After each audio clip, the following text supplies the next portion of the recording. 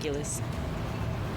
You know, I mean, we do need more housing, but really, how much more housing do we need?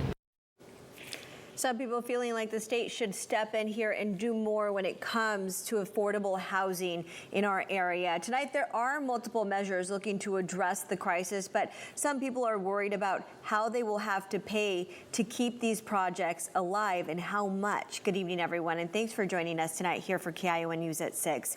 California could borrow a record-breaking $35 billion to tackle the issue. KION's Anya Romero talked to a housing development organization here on the Central Coast on how this could bring some much-needed relief to the housing issue on the peninsula. But some people are questioning who really is going to be paying here.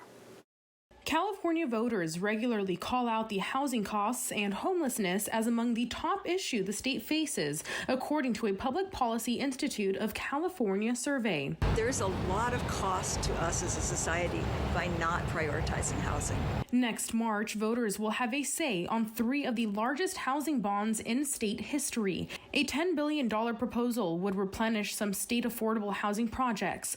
Another proposal worth over $4 billion would help with homeless housing and psychiatric or substance abuse services.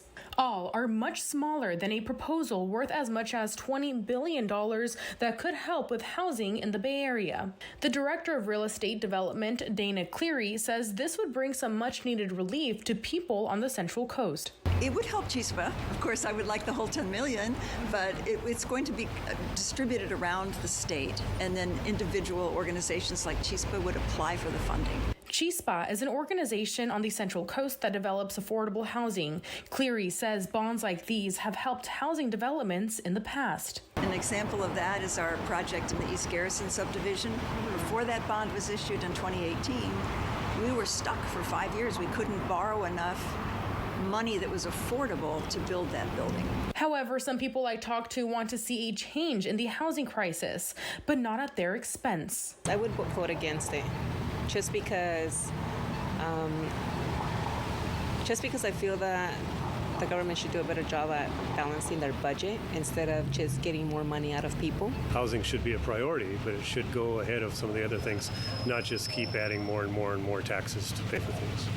These buildings, when done, will have 66 units, but Dana tells me they received 2,000 applications in just 3 weeks. So very telling of the need for housing in our area.